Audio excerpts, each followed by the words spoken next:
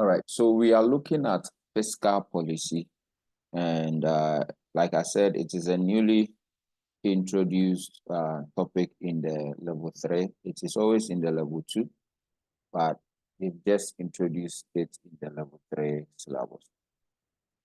And it's an area that you should expect. It is always examined. I mean, you can't do tax without a fiscal policy, so it's always examined. Now, so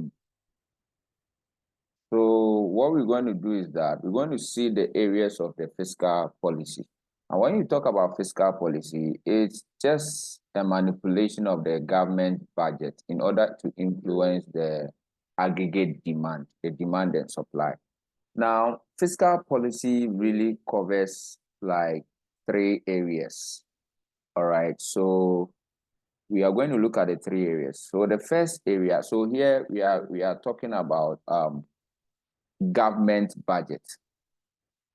So it's all about the government's budget. Now, if you know budget just have revenue and expenditure. All right. So in terms of the revenue, what you're going to see here is that just a minute.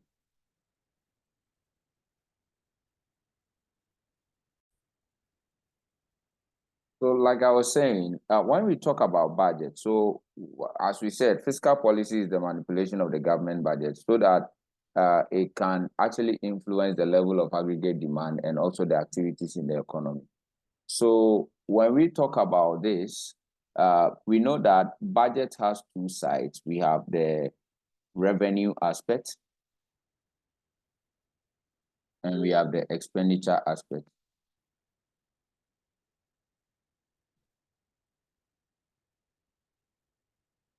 Now, in terms of revenue aspect, how is the government going to finance its budget? The government is going to finance the budget by using borrowings. So you hear of borrowings. Normally, government borrows. Other ways it can also get its revenue is through taxation. It's through taxation. Of course, by these 2 means, government is able to obtain the money, the funds, then here they expend.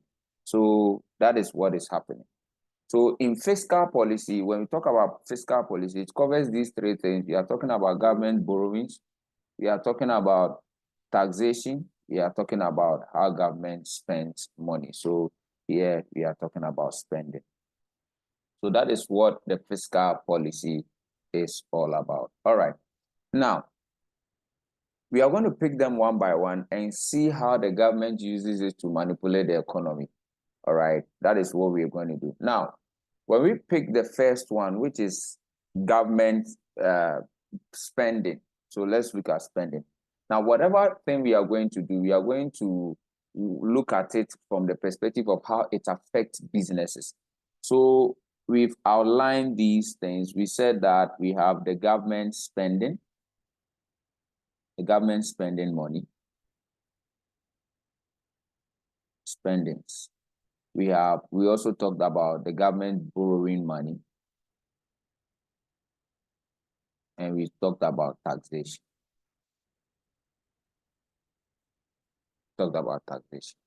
Now, under these things, what we're going to do is that there are some topics under it we are going to break down into.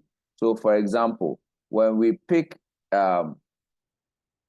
government spending, we are basically going to talk about how the government spend money and its impact on the economy. So that is what we are going to look at. All right. And herein, we will be looking at something like the automatic and the discretionary stabilizers. We will come to that. But as we are talking about how these 3 things affect business, let's go back. And so let's see how spending affects businesses. How does government spending affect aggregate demand and how the economic country is run? Now, watch this. It's a simple analysis. When government spends money, the more government spends money, there is a receiving end of how people are, going to receive the money. So if the government is spending, it means that somebody is also spending. All right, so basically that is that. Now, if the government is spending, this is what happens. So government spends, citizens receive,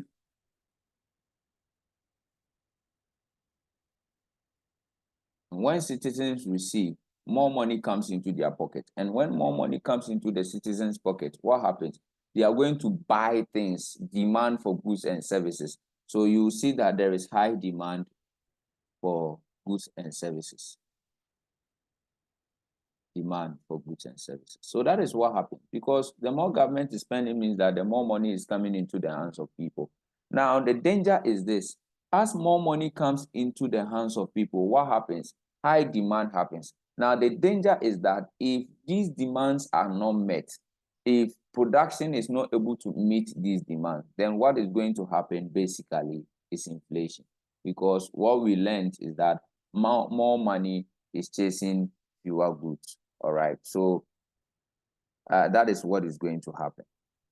So you see that the more government spends, these are the ripple effect of it. So the people get more money into their hands. Then, as far as business is concerned, if this high demand is happening, what businesses are supposed to do is that they are supposed to produce more to meet the demand.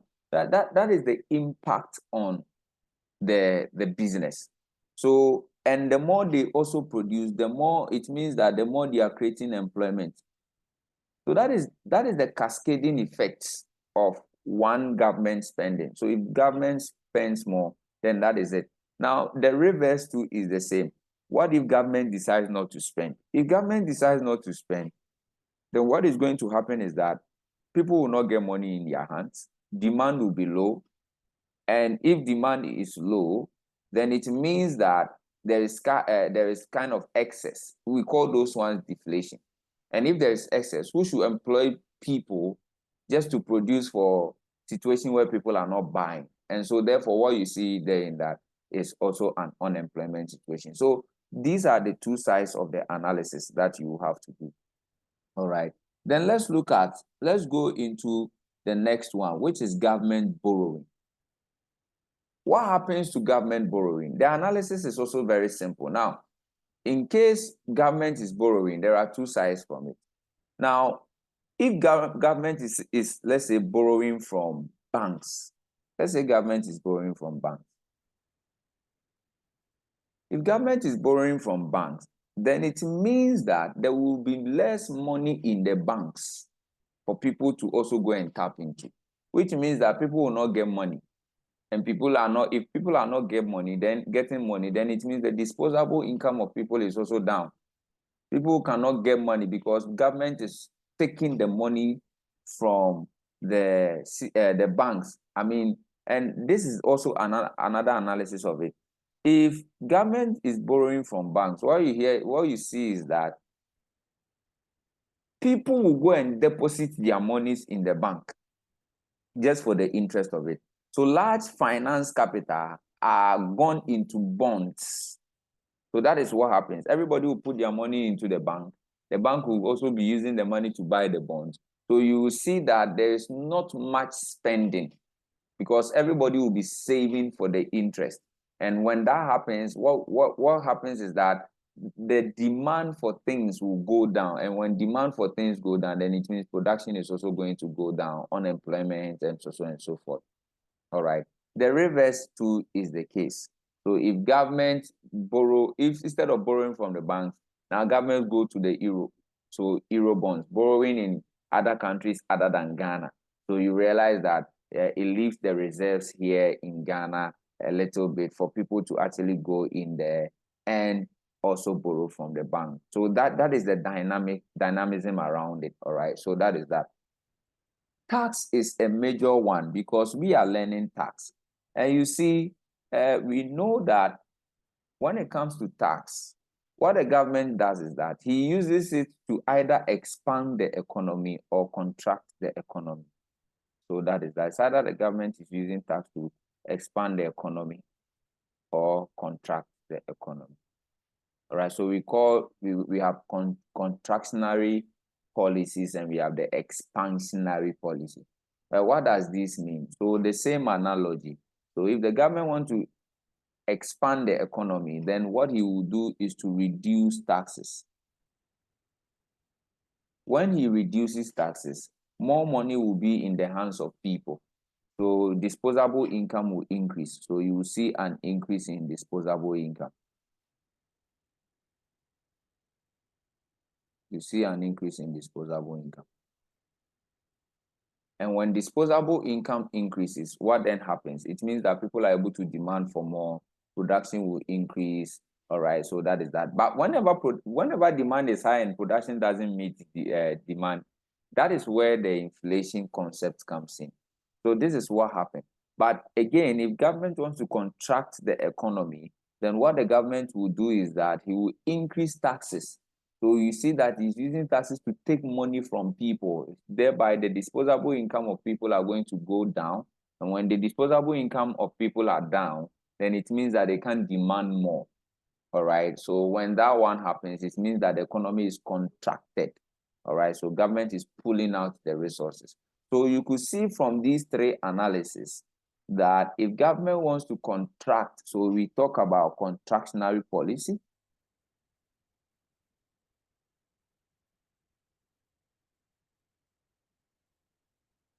So when you talk about contractionary policy, out of these three, what is the government going to do?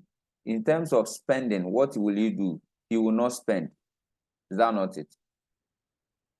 No spending or reduce spending. All right. No or reduce spending. So that money will not get into the hands of people. In terms of borrowing, what will he do? He will do it from the banks. Issue debts, debentures, all right, so that banks will buy. So that is what is happening. So that banks will buy and less money will be in the system. And in terms of taxation, what is he going to do? If he wants to contract the economy, he will increase taxes. So these are the things that the government will do. The reverse is the case. If the government wants to expand the economy, then what will he do? He will spend more. All right. He won't issue debts. He won't issue debt or reduce issue of debt. So that means that what he's going to do is that he's going to reduce the rate of interest on the debt so that it will discourage people from going into it, and also reduce taxes. So these are the things you should take note of. All right. So basically, that is the concept of the fiscal policy that you need to get on board. Of course, there is a reason why we do fiscal policy, especially in a developing economy like Ghana. We have to do fiscal policy for 5 major reasons. Now, our fiscal policy is to help us get economic growth and full employment. So the explanation of this is very important, because if you want to achieve economic growth, then what is going to happen is that you will have to sustain, all right? Sustain your expenditure so that there is more money sustainably falling into the pockets of people, all right? And that one means that demand is going to go high. And like I said, if demand is going to go high, then it means productivity must also go high. And so the more you do these things, then it means that you are kind of achieving full employment. So what is happening is that you have to stimulate economic growth. So that is why you see sometimes government building infrastructures and also supporting entrepreneurship, all those policies that we've heard of them before, 1D, 1F, Agenda 111, and all those things that we've heard. Or they are all geared towards infrastructure building and also creating employment. So that there will be full employment of resources. Land will be used, labor will be used, capital will be used. All right. So that is the basic thing out you need to get out of it.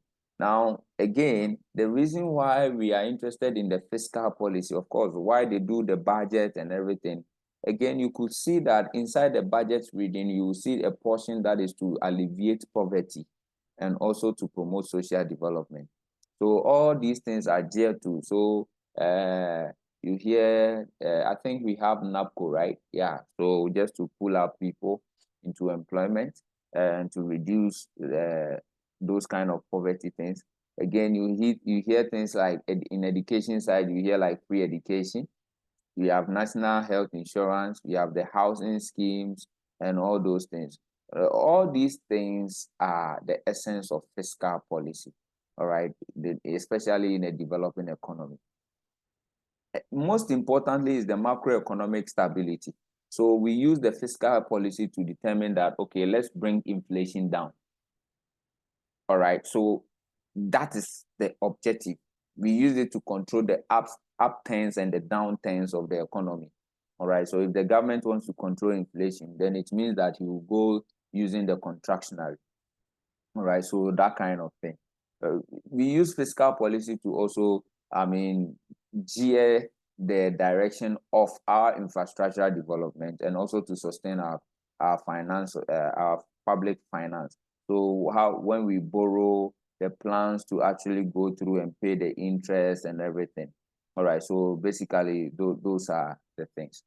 So these are what you should, these are the objectives, but most importantly, understand the contractionary principle and the policy and the expansionary. I believe that will be your first question inside in the exam for this new syllabus.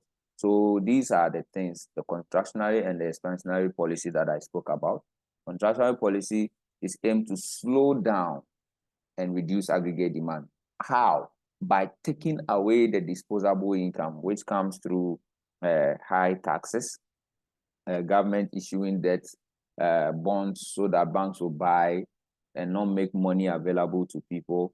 All right. Then again, also increasing taxation to actually withdraw money from people. So you see here, like I've spoken about, decrease in government spending and also increase in taxation. These are the two main tools, all right, that government uses to achieve the contractionary policy in terms of fiscal analysis. Then we talked about expansionary. The reverse is the case for the contractionary. All right, so that is that. Now, you see, the choice between the expansionary and the fiscal depends on the prevailing conditions of the economy. So if there is high inflation economy, then contractionary is the best so that we can reduce the inflation. But if not, then it means we have to go via the expansionary. So this is the part that you need to take note of. Get to know the objectives of fiscal policy as we have discussed, and get to understand the elements of fiscal policy: spending, taxation, then borrowing, and again, the analysis of the expansionary policy and the contractionary fiscal policy. So these are the key things. Then we come to what we call the stabilizers and the automatic stabilizers of the economy and the discretionary stabilizers. So we're looking at stabilizers, the things that stables an economy, all right, that keeps the economy stable. So we have the automatic ones, and we are going to discuss them. Then we have the discretionary ones.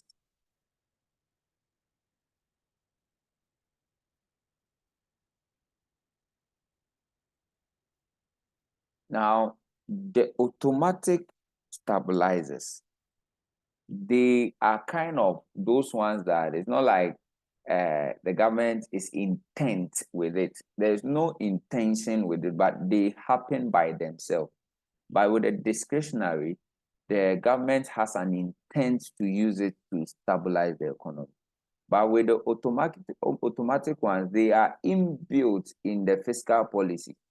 They are features built into the structure of the economy's fiscal policy, so that when they happen, they are able to control for you the downturns and the upturns. So basically, that is what happens. So there is no intent about it. They just happen by themselves. They are just inbuilt inside those fiscal policies. And a typical example of that is the progressive tax system. The progressive tax system.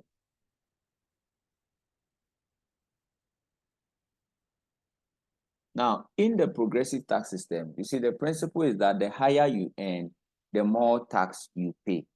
So you see that as you are earning more, you are also paying more to contract you. So it happens automatically by itself. It happens automatically by itself. So what you see here is that if there is an economic upswing, your income will rise. And when your income will rise, automatically the tax on it too will rise, just because it is a progressive tax system. The more you earn, the more you pay. All right. And when there is a downturn in the economy, what you see that as your income also reduces, then it means that automatically tax revenues too are also going to reduce. So that is why we call it an automatic stabilizer. So the progressive structure that is there helps government revenues and also reduce the impact of the economic fluctuations. Because, like we say, if the government wants to spend more to actually cause an expansionary economy, then it means that people must earn more so that they can also pay tax more. Government can get more and spend more. So that is the analysis. All right. So basically, that is that. So you see these things so evident in the progressive tax system. So it's an automatic embedded policy. It is embedded in the policy. You don't have an intent with it, but they happen by themselves automatically. Now, then we have what we call the unemployment insurance. We don't really have unemployment insurance here in Ghana. We don't have that. We don't really have that. But let me explain to you. You see, somewhere in the world, you will see that when people become unemployed, the government actually gives some kind of temporary assistance to them. So that is what happens. Now, when you have a program like that, you will see that automatically, if an economy has expanded, and let's say there's more jobs, you don't see these things happening. You don't see the government spending for this kind of support. But when there is an economic downturn, what you realize is that more individual becomes unemployed. And you see, and if you have an unemployment insurance, it means that the more people are unemployed, they will benefit from what the government is offering them. So I think in US we see some of these things happening. So if more people are unemployed, then it means that the government is the one who is going to spend. So there will be increase in government spending in unemployment benefit, just to help people to stabilize their household incomes. All right, so that it will also support spending. So you see, the unemployment insurance that you give to people automatically regulates the economy. So as you give the insurance, see, government has to spend, but government is not able to spend. He's giving the money to household, and household will collect the money, and household people now spend the money. They get the money because they are not employed. It's called unemployment insurance, and that is what it is. The same thing. Again, there are social programs, welfare programs. So if you have welfare programs that you give food support, food stamps, let's say household assistance, and I think we saw these things in the COVID time, where it was increased for some US citizens. So you see that the government is spending on households. That is how it is. That is how it's happening. So these programs tend to have, when there is economic downturn, they tend to have higher enrollment, trend. So you could see that many people who are experiencing hardship will now fall on those kind of welfare programs that are there. So you see that automatically these things are the stabilizers of the economy. So instead of government probably spending on infrastructure, he's spending on the welfare. Instead of people buying food, government is the one actually buying the food. So it kind of fits into itself automatically. So that is what is happening. Of course, we talk about taxes. Taxes too are the same. The higher you earn, it's inside like this one, the progressive tax system. In corporate tax too is the same thing. So if you earn less, you pay less. If you earn more, you pay more. So these are the things. So the thing is that we have things the government sought to use to stabilize an economy, some of them are intentional, some of them are not intentional. Those that are not intentional are what we call the automatic ones, and their power to stabilize things are embedded in those policies. But the discretionary ones, it is very intentional. Like government intentionally decide to use spending, intentionally decide to use tax policy. So that intentionally, you will see that the government is doing some kind, and these days we see the multiplier effect, that kind of cascading effect on taxes. For example, if you get your salary, you pay payee. After paying payee, the remaining money, you use it to buy something. Even if you are transferring money to somebody, there is momo tax. Whatever you are buying, there is another tax. So the multiple effect on those taxes, you see, sometimes it is a deliberate attempt of the government to actually pull resources to the government. So that is that. So you could see that these ones are highly intentional. They are very intentional. All right. So that is how you see. So there's the discretionary one, which is very intent. There is high intent. Is the government intent? And here you can use the spending to explain. You can use the taxation to explain. All right. Then we have the ones that are high, they are embedded in their own policy. And that one, you can use the unemployment insurance, progressive tax system, welfare policies that the government have, corporate tax provision, all right, to actually explain it. So these are the main areas that you need to actually get certain and be able to explain, because for the first time being introduced in your level 3, you actually have something to write on it. So be careful. Then we have another issue of discussion. We are going to talk about public debts. Public debts. Public debts. We all know what public debts are. That it's not kind of a matter of whether we do or we don't do. It's something we all know we do. Now, the exam focus is that we are going to discuss between, do government borrow? So we are talking about public debt versus taxation. Those are the issues that we need to discuss. Public debt versus taxation. And we need to weigh them. So what are the pros and cons? What are the pros and cons? Now, government debt, you see, why in the first place do governments borrow? We borrow because we want to accelerate our development. So is it that government should not go and borrow but raise the money that he spends through taxation? As far as I know, per my own research, data shows that for 3 years now, tax to GDP has been 13.1%. Now, the question is that, where do we source the 86.9%? Where can we source it from? Where does that money come from? You realize that most of the time, government is borrowing other ones to come from oil monies and things, natural resources and things. But as far as you are a Ghanaian at this time, you know that we have borrowed that much. Now, why do we borrow? We borrow because we want to speed up the development of the nation, and that we can't wait to collect the taxes before we spend. So as for the borrowing, it has a good impact. Just that, like I listened to one of the speeches of Kwame Nkrumah when they were saying that he was borrowing too much. He tried to shift the attention to what he has been using the borrowed funds for, and that people should focus on that rather than the borrowed money. Because if you use the borrowed funds to do a positive MPV project, definitely there will be returns to be there so that you can be able to pay all those borrowed funds.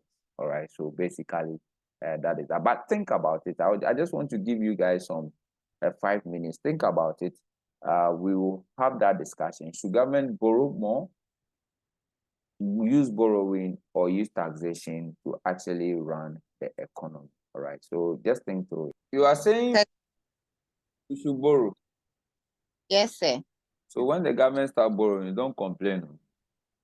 But when the government borrows the money, it should be used for the right thing. Yes. They will complain. No. It should be used for the right thing, not chop the time. It's only when we don't see the reason why we borrowed the money, we don't see it, the money being used for its purpose. That is when we complain. But if the money we borrow is used for its purpose, obviously we will all be happy. Yes. Well, that's the truth. Like I always say, personally, I was trying to save money to buy a car. Then I asked the price of the car. Then it was 42,000. So I had saved and I had 40,000 Ghana cedis. So I was just going to the guy to tell him that, oh, let me give you the 40,000 Ghana cedis. Maybe when the month ends and salary is paid, I'll just add the 2,000. And prior to that, I had asked the price 2 weeks ago, and that is when he told me it was 42,000. So when I had the 40,000 Ghana cedis and I went there, he now told me that the price has gone to 62,000. And I said, okay, no problem. So let me just go and save small and come back. After a month, I came, and the price was 80,000 Ghana cedis. So you realize that your kind of savings, you save for the saving you will do, but by the time you get there, the price has gone up because we don't have a perfect economy. Now, that said, that is the nature of the taxation thing. By the time we say we want to use tax as a source of the income, how much can we tax in a year? Like I said, the way the government wants to spend, only the expenditure that is spending, only 13.1% is supported by tax revenue. That is the huge problem. So you realize that if we say we want to wait for the tax aspect, it will take a very long time. So we just need to borrow. But you see, somebody has also argued that the source of finance for government is just one source, is taxation. Because even if we borrow, we will use tax monies to pay back. So that's how the analysis goes. So yes, now what happens is that when we borrow, we get the money faster.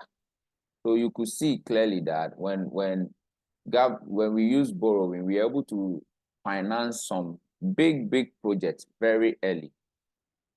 All right, so that is that. Then, if you also say you want to wait to use taxation, then it means that it will take a very long time.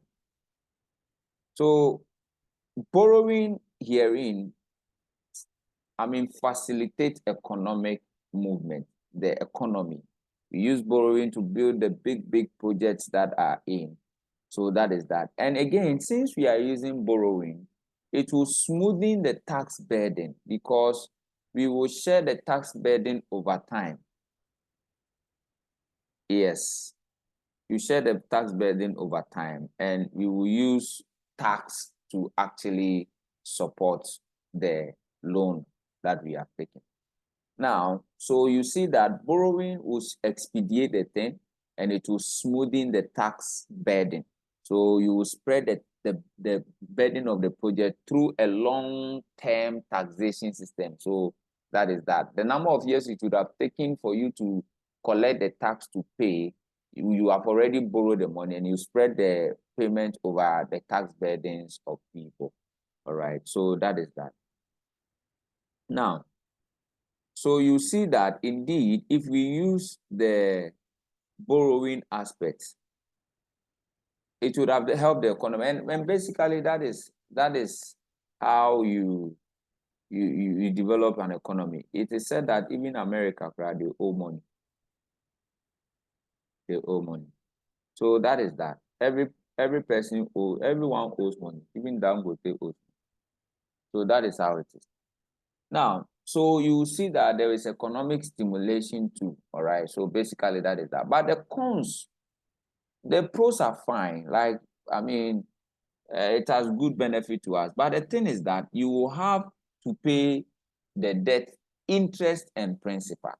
Not only that, it means that future tax obligation befalls on citizens because they will have to be taxed to pay those money. And the more you borrow, the more your finance risk goes up. All right, so that is that. All right. So basically, that is that. There is a danger to it. Like the way we have experienced it in Ghana, you realize that we have borrowed and now the risk of the borrowing took us to DDEP. All right, so basically that is that. So these are the things, all right? These are the things that you need to be able to analyze. As for the taxation, yes, the taxation is good, but you see that the disadvantage, the advantages of public debt is a disadvantage of taxation. And the advantages of taxation is a disadvantage to the public debt. So what do we mean by that? What we mean by that is that, for example, if you say the borrowing will expedite things, then it is against the fact that tax will slow down the thing. Now, if you say that with the tax, there is no high finance rate, there is no interest payment, then disadvantage to the other side, there is interest payment, there is risk, all right? Future generation will also be paying for the taxes and all so on, all right? But it is important to know that there has to be a balance between the taxation and the borrowing. It is very, very important to state that. Because if you are using borrowing, then it means that you need to do prudent debt management. All right. And you operate them side by side, and it will actually fit into the well-being of the economy. So basically, that is that. All right. Please, if there is any question you want to ask, you can ask. All right. So of course, then we come to public debt management. We won't spend much time here because this is more of public sector. So, of course, what you should know is that we should plan. There has to be a plan for borrowing and a strategy of paying. There has to be a debt sustainability analysis. So we don't borrow overboard. I think Ghana is a good case study when it comes to borrowing overboard. We borrowed. Right now, when every Ghanaian hears the government is going to borrow something, it means that there's a problem. Because what is actually seen is that the management of the borrowed fund has been an issue, in this country. It's a very huge issue. Today, for example, we are yet to get to know the analysis that the Ministry of Sports paid $3 million to Ghana Broadcasting Corporation for the coverage of the All African Games that happened in April, May. $3 million. And we are waiting to see the details. So it looks as if GBC said they only received $105,000. really they've already responded. Yes. So they said they received $105,000. Yes. The difference is huge. Yeah, too big. So where did the remaining money go to? Yeah, as for that question, they are the only people who can answer. It's serious. We are wait to see the unfolding things. These are the things that when you hear it's very heartbreaking. Yeah, it's very, very heartbreaking.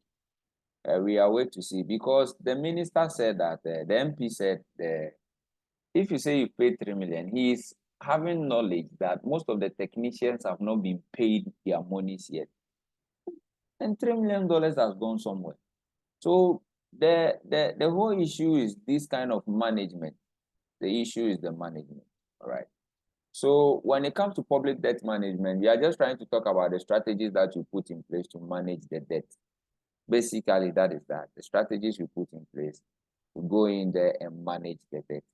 And so when you are managing the debt, we are talking about planning it. So you plan, you borrow, you service the interest and the redemption as and when they are due. And the debt borrowing must be sustainable. Like there has to be a backing inflow to actually pay those debts. You see, in Ghana, we had sinking fund, a fund that contains some monies from other sources of income that we will use to settle debts that we owe. So all the time there has to be money in the sinking fund. But that the problem is always the problem as to whether these things are implemented well or not. All right. But those are the things that goes. So in terms of managing your public debt, the thing is that you have to minimize your borrowing cost. You have to keep the risk at acceptable level so that we don't downgrade you. The credit ratings, we don't downgrade you. Yes, and also you have to support the development of the domestic market, the financial market domestically, all right, so that again you ensure the financing needs of the government. These are the things that you analyze, not actually from book, but based on understanding, all right. But I can tell you for sure that take note of the term fiscal policy and its embodiment, and the contractionary and the expansionary. Being the fact that it is the first time you are doing this in your advanced taxation, those are the questions that you be asked. So if you check the manual that you bought from me, you will see I've attached some past questions to it already. You go through those past questions. It is mainly about the contractionary and the expansionary, and sometimes management of public debt and the stabilizers. All right, so take note of that portion. Well, now let's just have a brief discussion, a short discussion about centralization and decentralization of the way we manage the inflows. All right, then I think that would be the last thing we will be doing. We will take tax planning on next week. So once I'm done, we will go through these past questions that you see in here. We'll go through them because these were the questions that were asked before the syllabus changed. You see, so those are the things. All right. So those will be the questions, and I'll ask a few. All right. What we are coming to discuss now is basically of public sector, not really of our kind of task topics, but because it's fiscal, we just have to deal with it. Now, we are looking at, it's a discussive bit.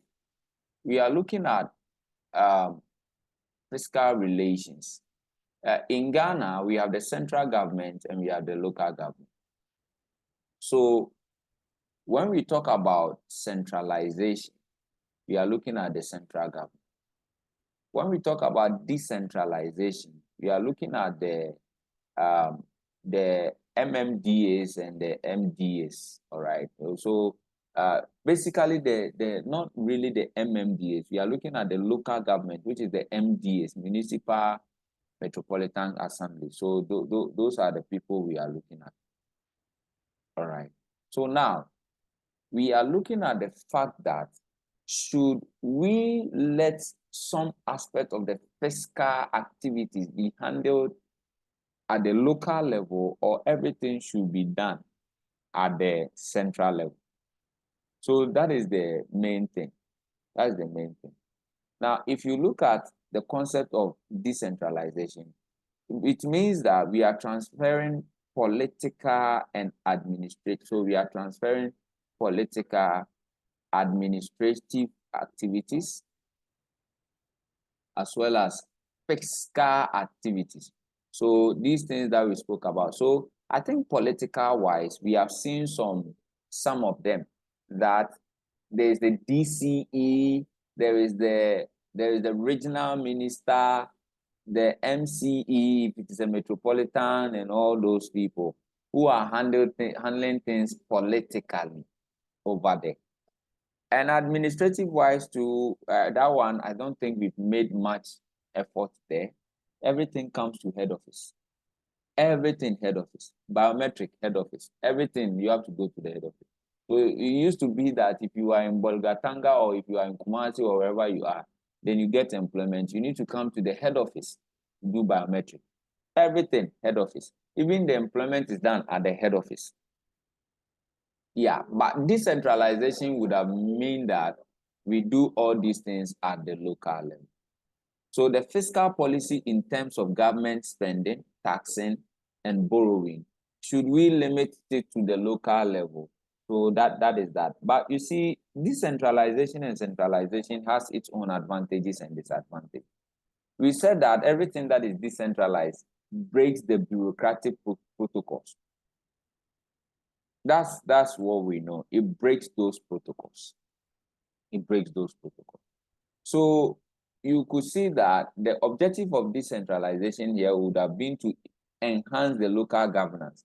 So we build up the local government. I think in every, you go to places in Ghana, you see the district assembly, you go and see the nice buildings and all those things in there. So assuming we leave things at that level, it means that places will develop on their own, not that everything head office, everything head office. Because decentralization, as you also know, increases efficiency and effectiveness. People really feel like they are doing something. Nobody has to come from the head office to come. I mean, those kind of things. I'm from the head office. I'm from the head office. I'm from the head office. Those kind of things. But if everywhere is co-equal, then it means that you are from your local. So you do things local champion, like that kind of stuff. All right. So that is how it is. And it will foster regional development because as you can see, Accra is the only place. Accra is the only place. Take the capital of Ghana out of Accra, take it to Bolga, take it to somewhere, build a new international airport. So that if anybody is coming to see the president, that's where they'll come. And I think that if I heard Mahama's manifesto or something right, it's something he said he wants to do. But before he can do that, it means he needs to build the transportation lines.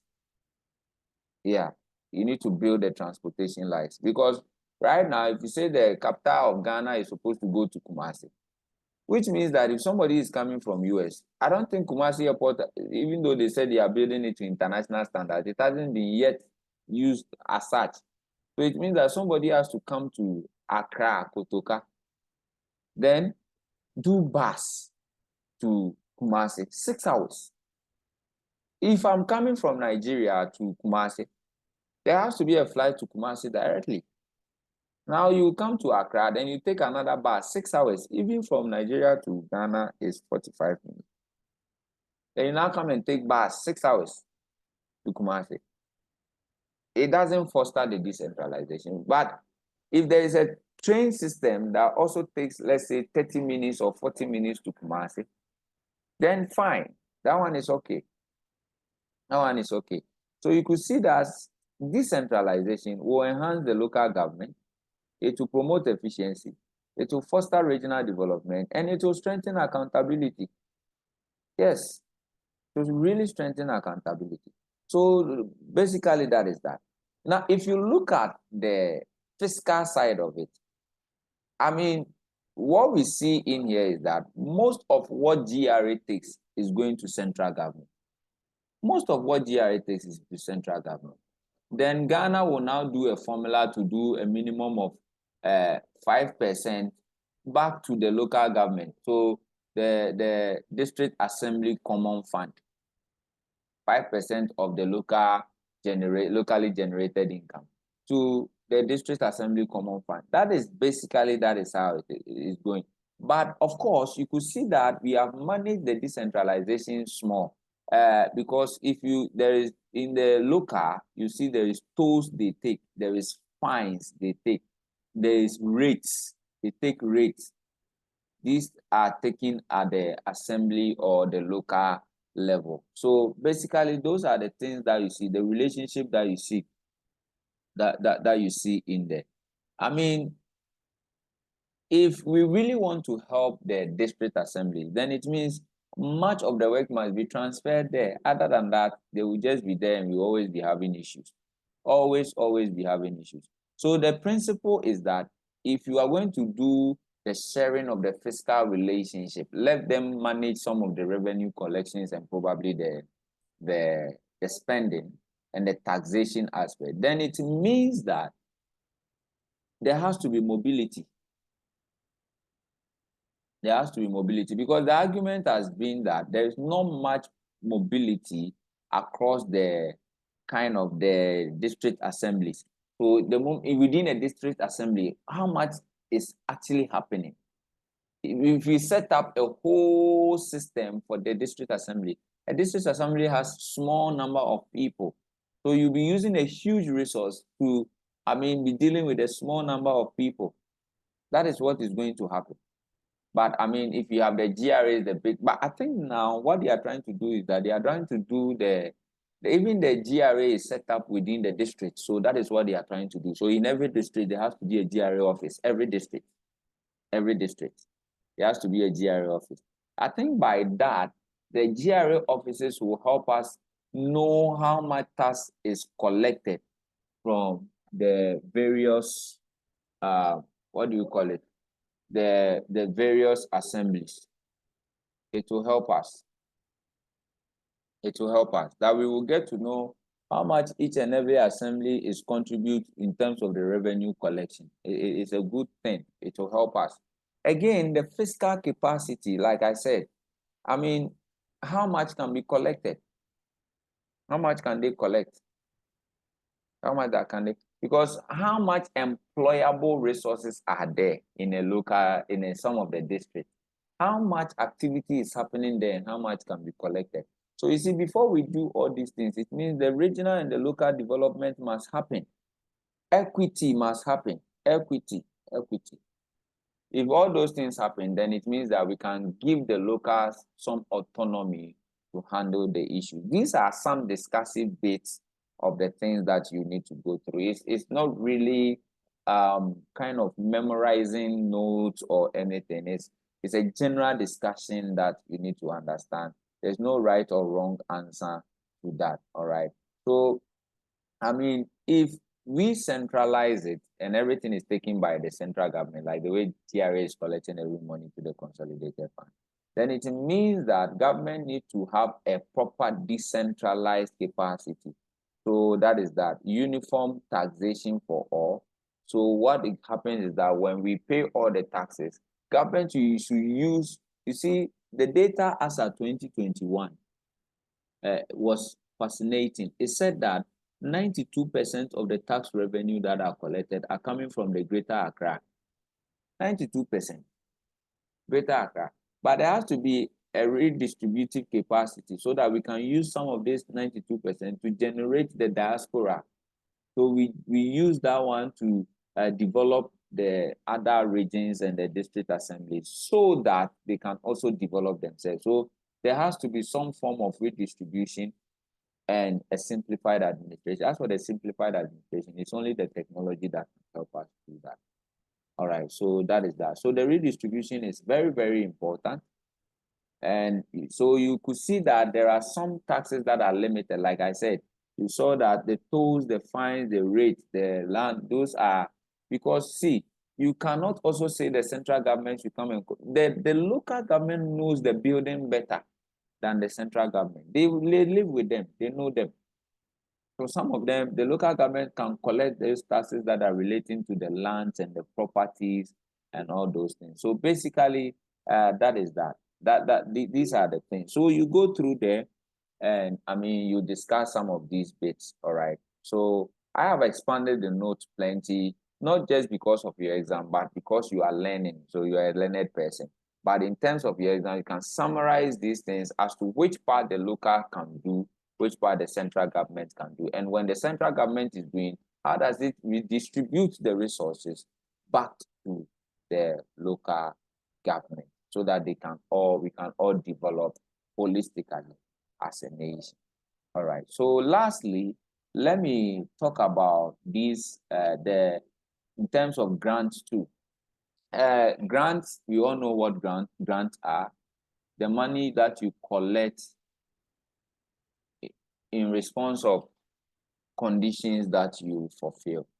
Now, the whole argument is this. We have what we call non-matching grants or government transfers, and we have selective matching grants. All right, so that is that. Now, which one do you think is good? I leave it to you. If so, we say that you could see in the selective matching grant, you see, we says that it involves or it requires that the person who is receiving the funds will match a certain portion of the funds to the conditions basis the reason why the grant is given. So basically, that is what we are trying to say. So now you have to contribute something to it. Now let me explain it more further for you. Okay, let's say you have received grant and the grant is specific for something, and you have also received grant and the grant is not specific for something. You see that how the money is spent is different. How it's spent is different.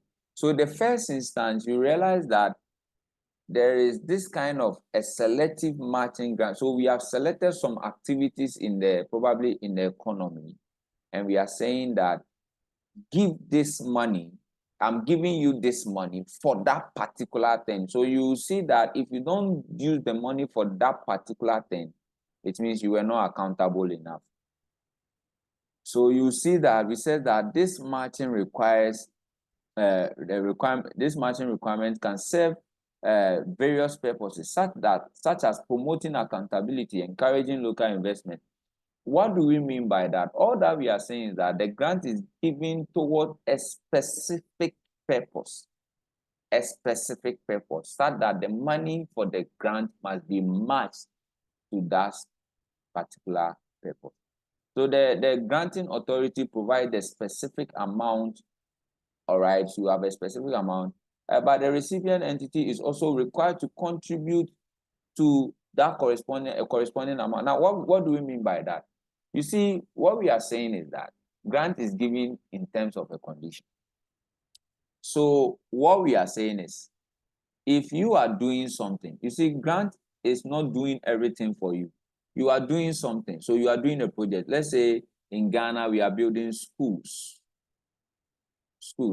Then the government will give you a grant selective to schools. But in this grant, you, the person receiving the grant, is also supposed to contribute something to the building of the schools.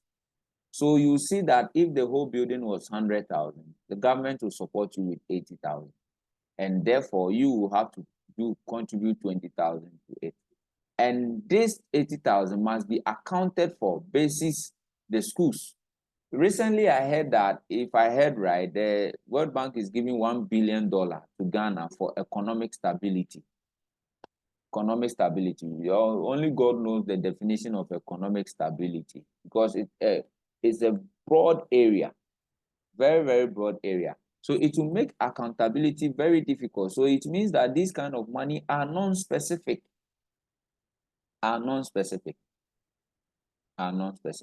So there is no matching contribution. It's not like we have given you 80,000, add additional 20,000. No, that is not it. This one, it has been given to you, so you choose to do whichever project that you are doing. All right, so basically that is that. There is no burden on terms of accountability, specific accountability. You now tells us what you use the money for. All right, and so there is no financial commitment on the receiving hand. All right, unlike the specific one that you have to contribute, in this case 20,000 example. All right, so basically that is that. Those are the two analysis over there. Of course, the District Assembly Common Fund, we've spoken about the fact that it is 5%. Parliament approved. Currently, the rate is not less than 5% on all revenues accrued to or collected by government, but it does not include grants and non-taxes. So it means that these ones are monies that comes via taxes only. All right, so basically that is that. So that is what you see. The District Assembly Common Fund disburses grants to district assemblies Unfortunately, I don't think they receive the money these days. They receive the money these days. Well, maybe they do. We don't hear from it. Then that one is another issue. All right. So basically, that is that. And we have the district development fund. So sometimes, if you are doing a project, you write to government and you tap into those funds. There is a fund specifically for those ones. All right. There is major. So government receive donations into those funds. If there is a major project you are doing, you can actually do it, and you will obtain the sources of the fund. Then we have the district assembly performance assessment to that part. In fact, just to assess the district assembly. So in terms of the minimum condition that you see in here is that, are they planning? Are they budgeting? Is their financial management and reporting skills okay? Are they adhering to the Public Procurement Act? Their financial and operating capacity. So that is the minimum condition. Then we have the performance conditions in terms of environmental sanitation, accountability and transparency, capacity building. So these are things that you go through in there and do. Now, just to wrap up, let me ask you one or two questions. You tell me your answer, then we move. I think I have something in the Dropbox. Oh, okay. So it was about Sewa saying that borrowing and tax. Yeah. So we can manage the two. You should use both. But I have a question for you. So these are the questions you should think of facing in your exam. So if you have your manual, you see that these are the questions you have to get ready for. All right. There are plenty questions, plenty questions. And they are repetitive. All right. So it's not like, so you see that they are very repetitive. The recent one that dropped in July says that explain 4 functions of the District Assembly Common Fund. So what do we use the District Assembly? You see, some of these things you don't really need to read your notes to do. It's a fund. What do you think when they take the money from your district? What are some of the things do you think they use it for? Yes. What do you think they use it for? For development projects in the district. Of course, if you say that, that is just one point. Then what else will you say again? You are supposed to write 4. So it means that you need to break down the development project. So explain 4 functions of the District Assembly Common Fund. And the District Assembly Common Fund is the fund that is provided to the district assemblies. All right. And it serves the purpose of, yes, developmental project. And you have to talk about the areas of the developmental project, because it's not for, you can't use District Assembly Common Fund to do any form of project. But you see, the areas are sanitation. The areas that you see are majorly is the sanitation. And it is also for this social welfare, like the public toilets and all those things that they do. Simple borehole water provision, simple pothole filling, like those small things that you see in there. All right. So basically that is that. Because you don't use District Assembly Common Fund to go and build like a big, huge school or something. Those are centralized jobs. All right. So be careful of the way you go around it. And there's something called deepening the tax net and widening the tax net. Widening the tax net is bringing more people into the tax bracket, but deepening the tax net is taxing those people who already exist more. So the same people that you have, you always increase tax burdens on them. But widening the tax net is bringing people into it. It's bringing people into it. So first there were 2 people, you widen it, you bring 3, like that kind of thing. But deepening it is that you are taxing these 2 people all the time with various tax types. All right. So basically that is that. That is that.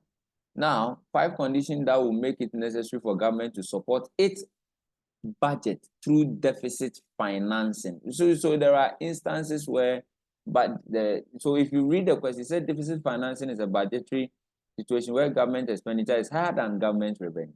It is a practice adopted for financing. It is a practice adopted for financing the excess expenditure with external funding. Most governments in both developed and developing world are having deficit budget, and these deficits are often financed through borrowing. State 5 condition that will make it necessary for a government to support its budget deficit through debt financing. So this one is just telling you the importance of using borrowing to do some of the things. So why will you borrow? Why not tax? So the things we spoke about, smoothing the tax burdens, facilitating expediting the development of the economy. So those kind of things that we discuss about, you use those ones to justify the use of public debt as an alternative to taxation. The same thing. It's the same question he has asked in a different way. So the same question. The same. Then we talked about the automatic stabilizers and the fiscal discretionary policy stabilizers. You are explaining them for 5 marks. So, I mean, these are the things. Explain 5 goals of public spending. The same thing. Same thing. Explain briefly what the District Assembly Common Fund is and state 4 functions of the District Assembly Common Fund. Is it not the same question that we started with? The same thing. So, like I always tell you, it's a repetition in a different way. 5 causes of deficit financing. Why we use deficit financing is the same question in a different way. Explain the use of the use and application of taxation as a tool of fiscal policy to stabilize the economy. So how we use it in an expansionary way and what a contractionary way. That is what you are going to use. So these are the kind of questions that you are supposed to be expecting. All right. Negative consequence of public debt. I mean, you know it. Credit risk issue, burden of future taxes.